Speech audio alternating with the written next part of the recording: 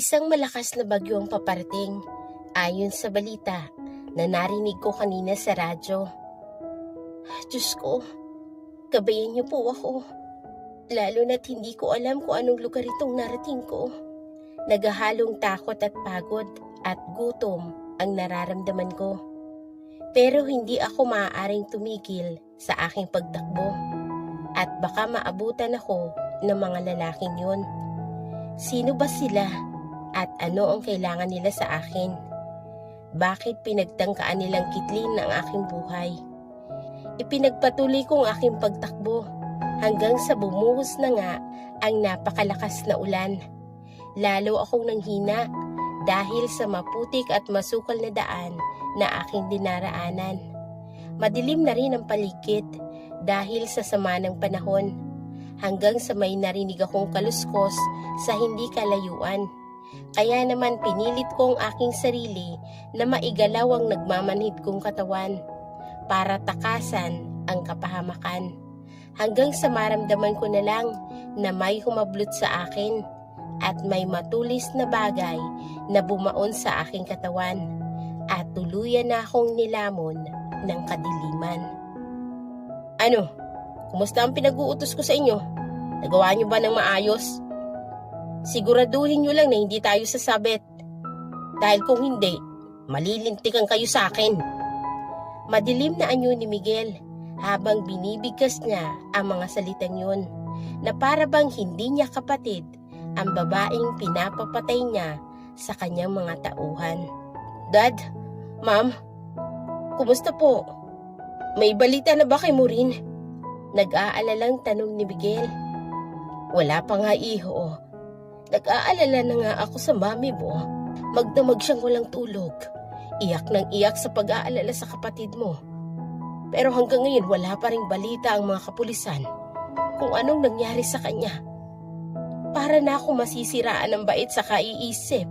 Baka may masamang nangyari na sa anak ko. Wika ni Tito Christopher. Maureen, anak. Maureen! Malakas na iyak ng mami. Sir! Sir Daniel! Halip po kayo, bilis! Nagkamalay na po yung magandang babaeng napulot natin sa may kakahuyan. Sigaw ng aking kasambahay na si Manang Tinay. Dali-dali akong nagtungo sa guest room para makita ko ang babaeng tinulungan namin kagabi. Mabuti na lang at nagkataon na nasa bahay noon ang aming family doctor na si Dr. Diego. Kaya naisalba namin ang babaeng ito na nagbabadya sa kamatayan dahil sa lalim ng sugat na kanyang tinamo na naging dahilan ng pagkawala ng maraming dugo sa kanya. Hindi ako halos makagalaw sa hapde at kirot na aking nararamdaman. Pakiramdam ko ay nanghihina ako. Tiningnan ko ang paligid ng silid na aking kinaroroonan.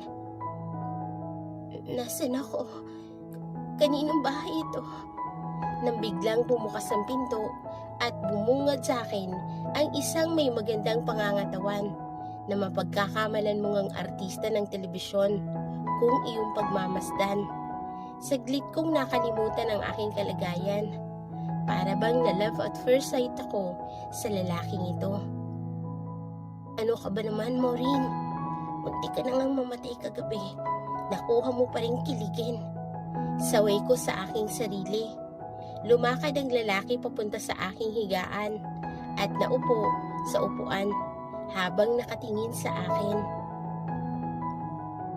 Oh, miss, kumusta ka? Kumusta nang iyong pakiramdam? Anong nangyari sa'yo?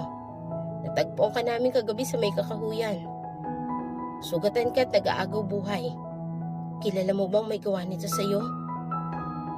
Ano bang pangalan mo? Sunod-sunod na tanong ng lalaking parang artista sa akin. Maureen po ang pangalan ko. Salamat nga po pala sa pagligtas niyo sa akin. Hindi ko pa po alam kung sino may gawa nito sa akin. Basta ang natatandaan ko po, inahabol ako ng mga lalaki.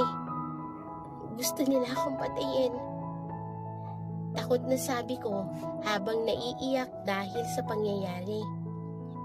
Pinagmasdan ko ang maamong anyo ni Maureen. May mahahaba siyang pilikmata, magandang mukha, at makinis na balat. Bakas mong takot sa kanyang mukha at parang nanginginig pa ang kanyang katawan. Maureen, magpahinga ka na muna. Safe ka dito sa bahay ko, kaya wala kang dapat na ipag-alala. Babantayan ka rin namin dito. Mag-focus ka lang sa pagpapagaling mo para makauwi ka na at mabigyan ng hustisyang nangyari sa'yo. Kung may kailangan ka, tawagin mo lang si Manang Tinay. Mamaya pupunta rito si Dr. Diego para i-check ang kalagayan mo. Ako nga pala si Daniel. Pero maiwan na muna kita ha. May aasikasuhin lang ako sa opisina. Mahabang bilin ko kay Maureen. Lumipas pa ang mga araw at unti-unti nang nanunumbalik ang lakas ni Maureen sa tulong na rin ni Dr. Diego at sa pag-aalaga ni Manang Tinay. Palagi rin siyang dinadalaw ni Daniel at binibigyan ng sariwang mga bulaklak, kaya mas lalo pang napabilis ang kanyang recovery dahil sa masayang presensya nito. Tuwing kasama niya ito sa paglalakad-lakad sa paligid ng napakalawak nitong mansyon. Mayaman si Daniel at nag-iisa na lang ito sa buhay, ayon kay Manang Tinay. Isang buwan ang nakalipas. Wala pa rin tayong balita sa anak natin, Christopher. Malungkot na wika ng aking ina. Huwag kang mag-alala, Ana. Mahanap rin natin siya. Magtiwala lang tayo sa Diyos. Malungkot na tugon ko sa aking asawa. Nag-iisang anak namin si Maureen. Kaya ganito na lamang ang kalungkutang nadarama namin. Si Maureen at Miguel na lamang ang tanging inaasahan namin sa pagpapatakbo ng aming mga negosyo. Dahil matanda na kami ni Ana at hindi na namin ito kaya pang pamahalaan. Si Miguel naman ay legal naming ampon. Anak siya ng dating kasambahay na namatay noong ipinapanganak siya. Mabait na bata itong si Miguel at tunay ngang swerte siya dahil napabilang siya sa aming pamilya. Hello, attorney. Kailangan magawan mo na ng paraan na maisalin agad sa pangalan ko ang lahat ng ari-arian ng mga peking magulang ko. Ngayong patay na si Maureen. Para naman makaalis na ako sa pesting bahay na to. Nakakasawang maging sunod-sunuran sa kanila. Gusto ko ako na magpatakbo ng kumpanya. Gusto ko na itong masolo at mapasakin sa lalong madaling panahon. Mariin na wika ni Miguel sa kausap niya sa telepono. Maureen, nandito ka lang pala sa hardin. Kanina pa kita hinahanap, bungad ni Daniel habang papalapit ito kay Maureen na may dalang pagkain. Alika, saluhan mo akong kumain, sabi ni Daniel sa akin. Parang wala akong ganang kumain, Daniel. Nalulungkot kasi ako. Isang buwan na ang nakalipas mula nang may magtangka sa buhay ko. Siguro alalang-alala na sa akin sina Mami at Daddy, pati na rin ang kapatid kong si Miguel. Nalulungkot kong sabi. Hayaan mo, Maureen.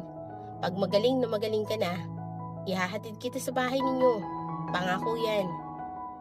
Basta saluhan mo muna ako sa pagkain ngayon. Sige na, kumain ka na ha. Dahil kung hindi, susubuan pa kita riyan. Biro sa akin ni Daniel na nagdulot sa akin ng kakaibang tuwa. Ang bait at ang sweet ni Daniel, parang ang nahuhulog na ang loob ko sa kanya. Dahil sa mga ginagawa niyang pag-aasikaso sa akin. Mamimiss ko to kapag bumalik na ako sa bahay namin, Daniel. Siya nga pala, Maureen. Gusto mo bang sumama sa akin? May dadaluhan akong party ngayong gabi. Huwag kang mag-alala. Mga kaibigan ko lang naman at business partner ko ang dadalo. Wika ni Daniel. Daniel, hindi ba nakakahiya sa kanila kung isasama mo ko? Tanong ko. Naku, hindi mo rin. Huwag mo silang isipin. Ang mahalaga kasama kita. Para makapamasyal ka na rin tuloy. At medyo may katagalan ka na rin na nandito sa loob ng bahay. Baka mabagot ka na rito. Naisip ko na tama rin naman si Daniel. At hindi rin naman ako matatakot. Kasi ewan ko ba, kapag kasama ko si Daniel, ay pakiramdam ko ay safe na safe ako sa kanya. Kaya pumayag na rin ako at parang hindi ako mapakali sa sobrang excitement at nervyos na rin na nadarama ko sa pupuntahan naming party mamayang gabi.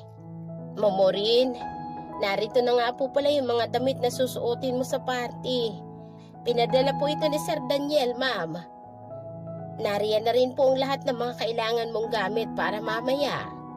Dagdag pa ni Aling Tinay. Ang ganda naman ng mga damit na to ha. Wow, parang isinukat sa aking katawan. Saktong-sakto lang sa akin, Manang Tinay. Naghanda na ako at hindi nagtagal ay dumating na si Daniel para sabay na kaming pumunta sa sasakyan. Habang papalapit ako kay Maureen, ay pabilis na pabilis ang tibok ng aking puso. Napakaganda niya. Parang hindi ako makahinga ng maayos habang nakatitig ako sa kanya. Ano bang nangyayari sa akin? First time kong makaramdam ng ganito sa isang babae. Pakiramdam ko ay bumalik ako sa pagiging teenager na parang naiihi ang pakiramdam dahil sa nerbiyos kapag kaharap ang crush. Inayos ko muna ang aking boses kasi parang pakiramdam ko ay biglang natuyot at nauhaw ako ng mga sandaling yon. Bagay na bagay kay Maureen ang pamparty dress at shoes na binili ko para sa kanya. Lalong lumutang ang kanyang kagandahan. Parang nagbago na tuloy ang isip ko na pumunta kami sa party ng aking mga kaibigan. Bagkus ay mas gusto ko na lamang siyang makasama na kaming dalawa lang at naroon sa hardin ng aking bahay. Habang nakatingin sa liwanag ng buwan at kumikislap ng mga bituin sa kalangitan. Daniel, aalis na ba tayo? Narinig ko na lamang na wika ni Maureen. Oo Maureen, halika na. Nang hindi tayo mahuli sa party. Matraffic pa naman ngayon. Tugon ko naman kay Maureen. Habang nasa biyahe kami ni Daniel, ay komportable akong naupo sa upuan ng kanyang kotse. Madalas kong nahuhuling nakatingin sa akin si Daniel. Lihim akong napapakanta dahil sa tuwa. Sa isiping pareha siguro kami ng nararamdaman ni Daniel. Nakarating kami sa lugar kung saan gaganapin ang party. Napakaraming mga tao ang nandito. Iginala ko ang aking paningin sa pagbabakasakaling may kakilalang pamilya naming narito at sa negosyo. At nakahinga ako ng maluwag nang mapansin kong wala ni isa mang pamilyar sa akin na muka. Daniel, pare, kumusta? Bati ng mga tao kay Daniel. Pagpasok namin sa party hall kung saan naroroon ang mga bisita. Teka, sino itong magandang Diyosang kasama mo Daniel? Tanong ng iba pang naroroon. Oo nga pala. Nais ko nga palang ipakilala sa inyo. Si Maureen. Maureen, sila mga kaibigan ko. Ngumiti ako at binati silang lahat, habang si Daniel ay hindi binibitawan ang aking mga kamay. Pakiramdam ko tuloy ay nasa alapaap ako ng mga sandaling yon. Ramdam ko na halos lahat ng paris ng mga mata ng mga kababaihan na naroroon ay nakatingin sa amin ni Daniel. May masama ba na hawakan ni Daniel ang aking kamay? Naitanong ko na lamang sa aking sarili. Dumating ang oras ng kainan at inasikasaw ako mabuti ni Daniel. Sabi pa niya ay wag daw akong magkikilos at baka mabinat ang aking katawan. Kaya nanatili na lamang akong nakaupo habang si Daniel ay abala na lagyan ako ng iba't ibang pagkain sa aking pinggan. Pakiramdam ko nga, halos lahat ng klase ng pagkain na hinihanda sa party ay nasa harap ko na. Daniel, parang ang dami naman ata nito. Hindi ko ito mauubos, sabi ko. Hayaan mo na Maureen, di pag hindi mo naubos, ako ang kakain ng matitira mo. Basta magpakabusog ka, para manumbalik na ang lakas mo. Sabi pa niya, kaya naman ganado akong kumain. Pakiramdam ko, ang dating masasarap na pagkain na yon ay mas lalong sumarap pa dahil kay Daniel. Daniel, punta muna ako ng comfort room Wika ako. Gusto mo ba ihatid na kita doon, Maureen? Tanong niya naman. Naku, wag na Daniel. Nakakahiya naman sa mga kaibigan mo kung aalis ka rito. Lalo na't may pinag-uusapan kayong negosyo. Ako nilang, malapit lang naman Babalik ako kaagad. At naglakad na nga ako papuntang comfort room. Pagpasok ko ng comfort room, ay umihi kaagad ako. At pagkatapos ay humarap ako sa salamin para tingnan kung maayos sura ko. nang biglang may pumasok na isang babae at humarap sa akin. Maganda ang babaeng ito, sexy at may napakagandang mga buhok. Tiningnan niya ako mula ulo hanggang paa, sabay irap ng kanyang magagandang mga mata. "Maureen, right?" Sabi niya sa mataray na tinig. "Yes. Do I know you, miss?" Tanong ko sa kanya. "Sa tingin ko ay hindi mo ako kilala. Kaya ngayon, hindi na ako magpapatumpik-tumpik pa. Layuan mo si Daniel. Kasi akin siya." Galit na wika ng magandang babae, sabay bagsak ng pintuan ng comfort room. Saglit akong natigilan sa nangyaring yun. Sino ba ang babaeng yun? At bakit niya inaangkin si Daniel? Bumalik ako sa kinaroroonan ni Daniel at ang mga kaibigan niya. Ngumiti si Daniel sa akin at hinawakan ang aking mga kamay para alalayan ako makaupo sa kanyang tabi. Hindi ko na rin muling nakita ang babae sa comfort room. Kaya medyo gumaan na ulit ang aking pakiramdam. Mag-uumaga na nang matapos ang party. Pagod at antok ang aking nararamdaman.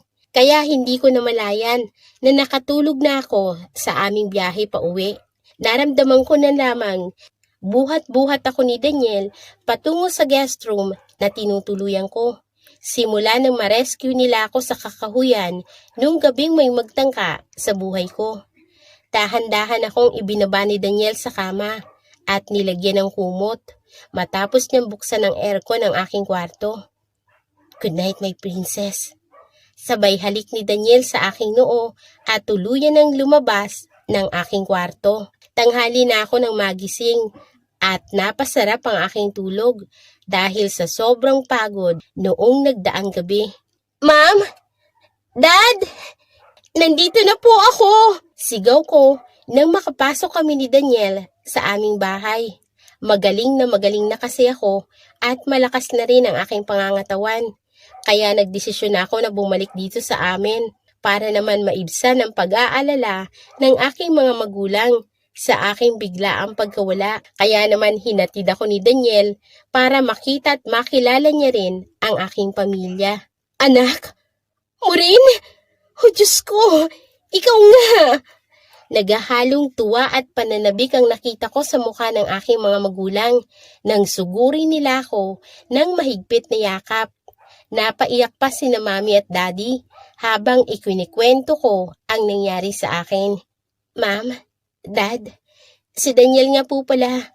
Siya po yung nakakita sa akin sa kakahuyan habang ako'y nag-aagaw buhay at walang malay." Wika ko. Walang humpay na pasasalamat ang ginawa ng aking mga magulang kay Daniel at masaya kaming ipinaghanda ng makakain ng aming mga kasambahay. Masaya ang lahat sa aking pagbabalik. "Mami, Daddy, nasan nga pala si Miguel? Bakit hindi ko siya nakikita rito?" Tanong ko. Si Miguel ba? Nasan nga pala si Miguel?" Tanong naman ng Daddy kay Mami. "Punyeta kayo! Ang sabi niyo patay ng Maureen na yon. Bakit buhay na buhay at nandito sa bahay? Kumakain. Wala kayong kwenta. Mga inutil!" Malakas na sigaw ni Miguel sa kausap niya sa kanyang telepono.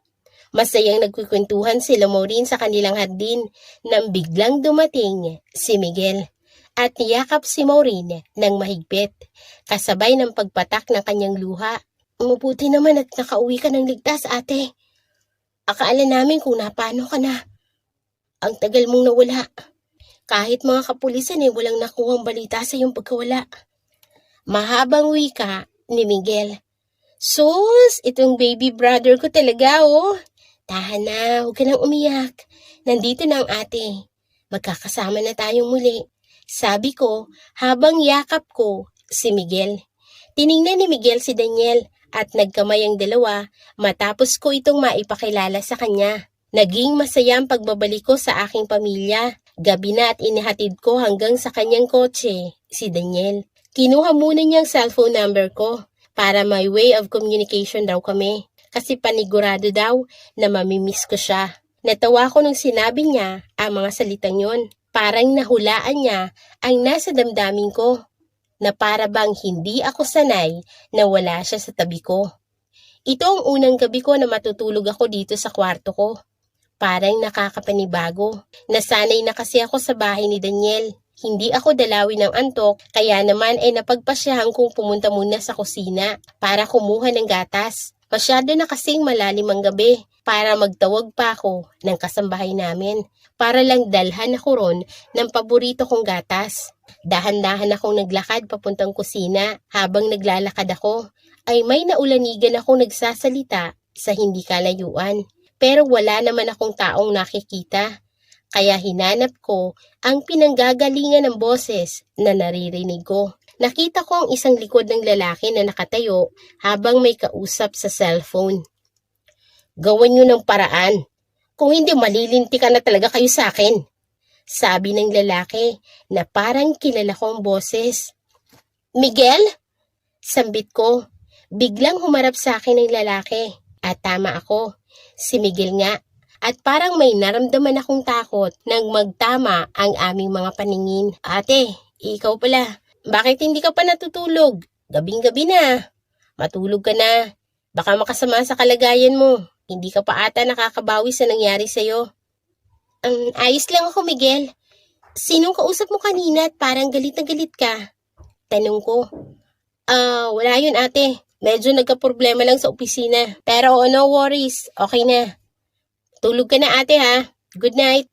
At umalis na si Miguel na hindi man lang hinintay ang aking tugon sa kanyang mga sinabi. Bumalik na rin ako sa aking kwarto. Dala ang paborito kong gatas. Napangiti ako ng matamis nang makita kong may message sa akin, si Daniel.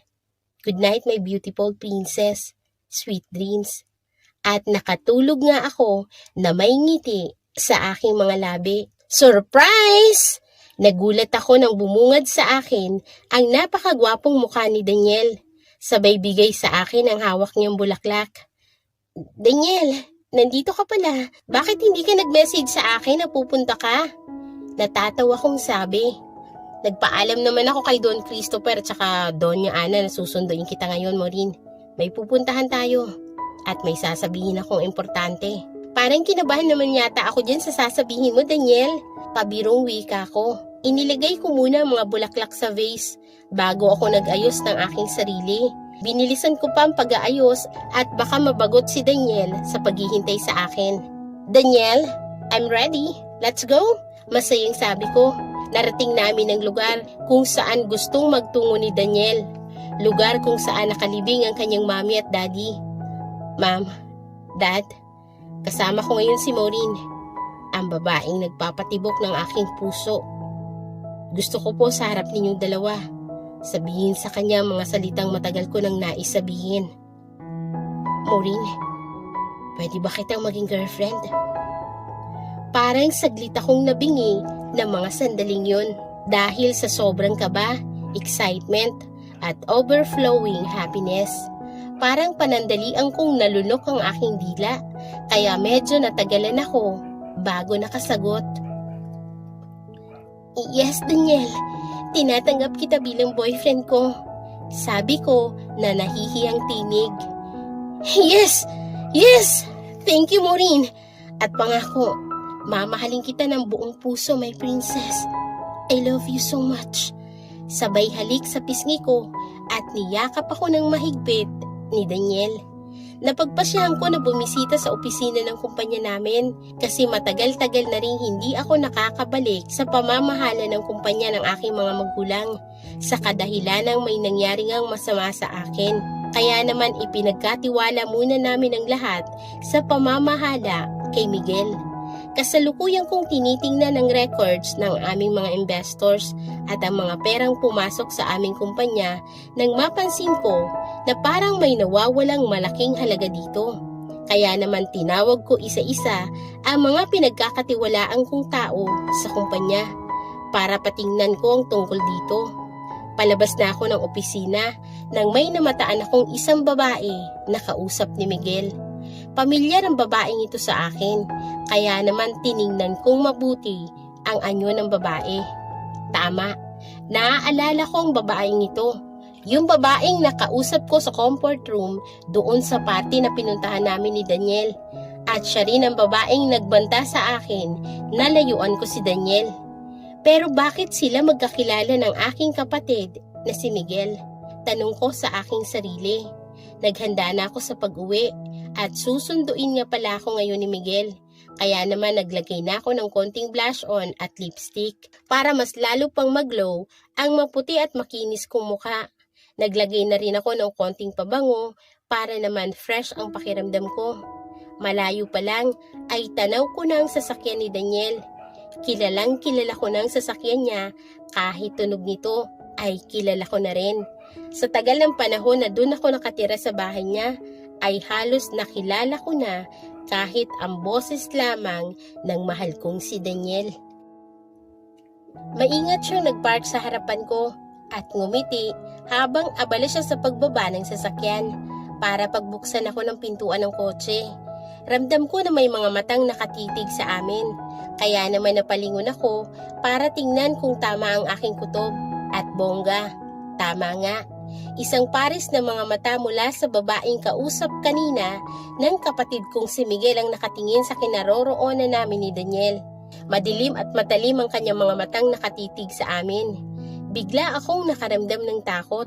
Ewan ko ba, parang pakiramdam ko ay may dalang panganib para sa akin ang mga titig na yun sa amin.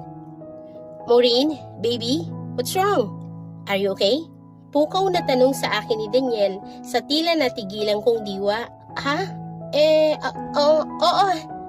Okay lang ako, Daniel. At binilisan ko na ang pagsakay ko sa sasakyan ni Daniel. Ayaw niya kasi na magdala ako ng sasakyan kasi mas gusto niya raw na ihatid sundo ako rito sa aming kumpanya. At syempre naman, pabor sa akin yun kasi palagi ko siyang makikita at makakasama. Kaya naman nakahinga ako ng maluwag. Siguro ay masyado akong nag-iisip ng kung ano, kaya naman nagkakaganito ako ngayon. Maureen, maaari ba kitang isama bukas sa aking kumpanya? Meron kasi akong mahalagang announcement doon na gagawin ko bukas eh. Gusto ko sana nandun ka sa araw na gagawin ko yun. Sige naman Daniel, wala naman akong gagawin bukas eh, kaya sige, sasamahan kita. Wika ko. Kinaumagahan ay maaga akong nagising at naghanda muna ako para sa aking morning routine. Pagkatapos ay inayos ko na rin ang aking susuoting damit para mamaya sa pupuntahan namin ni Daniel. Dumating si Daniel na parang napakasaya, kaya naman napangiti akong pagmasdan siya. Ang swerte ko naman talaga kay Daniel. Sobrang lambing at mapagmahal pa. At sobrang bait, para akong nanalo sa loto ng jackpot prize. Naghanda na kami sa pagpunta sa kumpanya ni Daniel. Sa daan ay nakinig kaming dalawa ng love songs at sumasabay pa kami sa pagkanta. Ay, ang sarap palang magmahal at mahalin. Naisip ko na lamang at nakarating kami sa kumpanya na malapad ang ngiti sa labi ni Daniel. Daniel, maaari bang maglakad-lakad muna ako rito sa paligid ng kumpanya mo? Para naman ma-familiarize ako sa paligid dito. Kaya mo bang mag-isa? Saka na lang, kapag wala akong ginagawa para masamahan kita. Narinig kong wika ni Daniel sa akin. No, it's okay Daniel. Kaya ko, promise. Babalik ako sa iyo ng buo. Pabiro kong sabi at naglakad ako palayo. Malawak ang paligid ng kumpanya. Malinis at may magagandang gusali. Nalibang ako sa paglalakad hanggang makarating ako sa may pinakalikod na bahagi ng kumpanya ni Daniel at doon ay may nakita akong taong nag-uusap sa may tagong bahagi ng gusali. Nung una'y binaliwala ko na lamang ang bagay na yon, ngunit maya-maya ay parang namumukaan ko ang lalaking kausap ng nakatalikod ng babae. Tama ba ako nang nakikita ko? Si Miguel na kapatid ko ang lalaking ito. Bakit siya naririto? Tatawagin ko pa sana si Miguel nang biglang pumaharap ng posisyon ng babae at nahagip ng mga mata ko ang mukha nito. Bakit magkasama na naman sila ng babaeng ito? Ano ang ugnayan nila sa isa't isa? Lalapitan ko sana sila nang biglang mag-vibrate ang aking cellphone. Si Daniel ang tumatawag. Bumalik na ako sa kinaroroonan ni Daniel dahil magsisimula na raw ang programa. Naupo ako ng tahimik sa upuan habang malalim na tumatakbo ang aking isipan tungkol sa aking nakita kanina. Nang bigla kong narinig ang pagtawag sa aking pangalan, pinapapunta niya ako sa itaas ng stage kasama niya. Dali-dali akong tumayo at nagtungo sa kinaroroonan ni Daniel. Hinawakan niya ang aking mga kamay, matapos niyang gawin yon ay humarap kaming dalawa sa mga taong naroroon.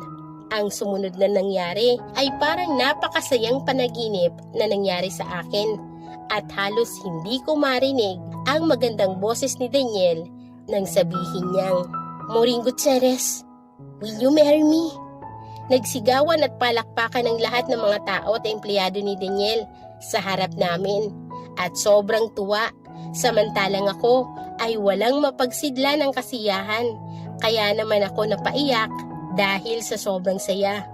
Tears of joy, sabi nga. Pinunasan ni Daniel ang mga luha sa aking mga mata. Kinuha ko ang mikropono para marinig ng lahat ang malakas kong sagot na yes, I do. Muling nagpalakpakan ng mga tao sa aming paligid, ngunit sa kasulok-sulukan ng aking mga mata ay nahagip ko ang masamang tingin ng babae sa dikalayuan at bigla ring nawala sa aking paningin. Hinatid na ako ng bahay ni Daniel para makapagpahinga. Hindi pa rin ako makapaniwala sa sobrang bilis ng pangyayaring ito. Engaged na ako sa aking mahal. Lumundag pa ako sa aking kama na parang bata. Maya-maya pa ay nagring ang aking cellphone at nakita ko ang caller ID ng tumatawag. Agad kong isinara ang pintuan ng aking kwarto at sa aming pag-uusap, nalaman ko na totoo ang aking kutob sa nawawalang pera ng aming kumpanya. At alam ko na rin kung sinong pwedeng may gawa ng lahat, ang adopted kong kapatid na si Miguel. Ipinapadala sa email ko ang lahat ng transactions records at iba pang ebidensya patungkol sa ginawang panluloko sa amin nang itinuturing naming parte ng aming pamilya. Kaya binilisan ko ang paglabas ng kwarto at pupuntahan ko si Miguel nang biglang may tumakip ng panyo sa aking ilong at unti-unti akong nawala ng malay. Nagising akong nakatali ang aking mga kamay at paa. May takip rin ang aking bibig.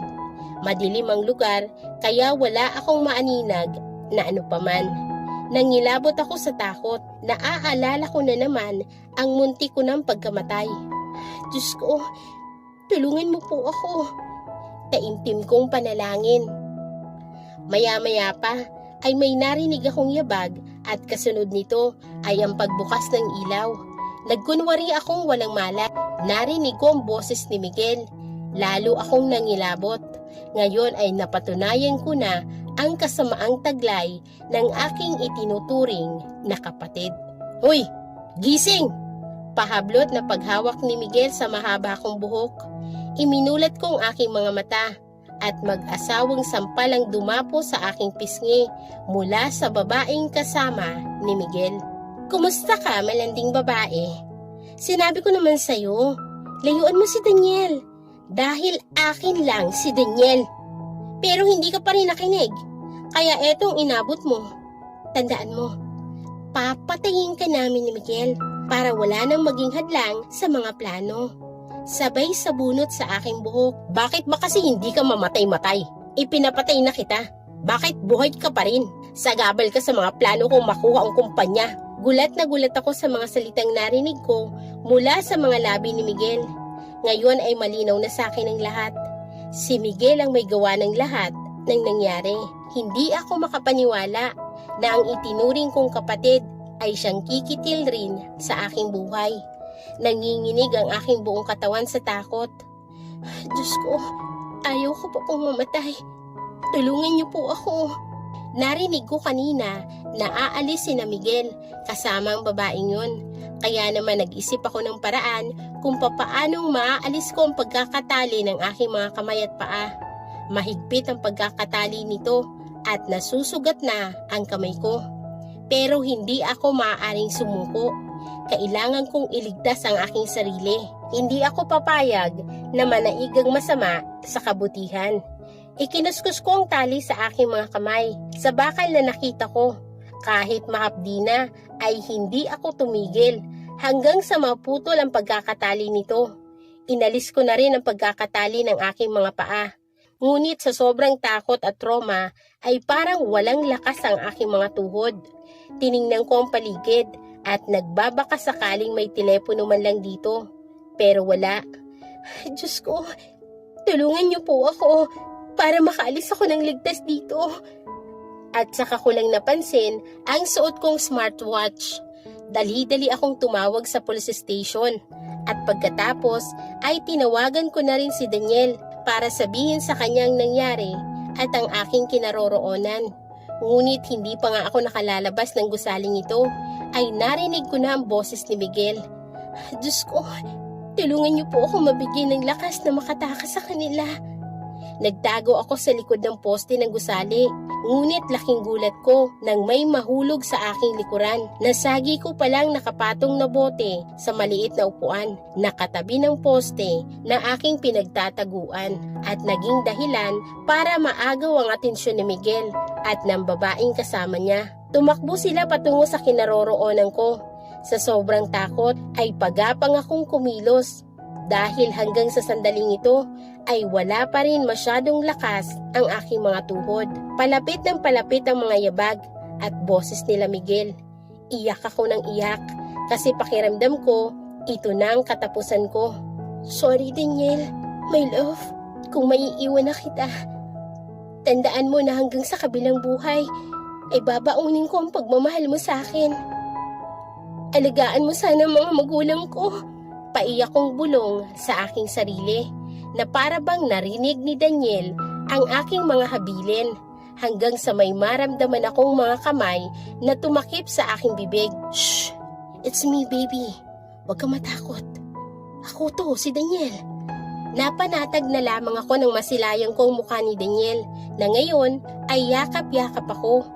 Humagulgul ako ng iyak sa sobrang takot at saya.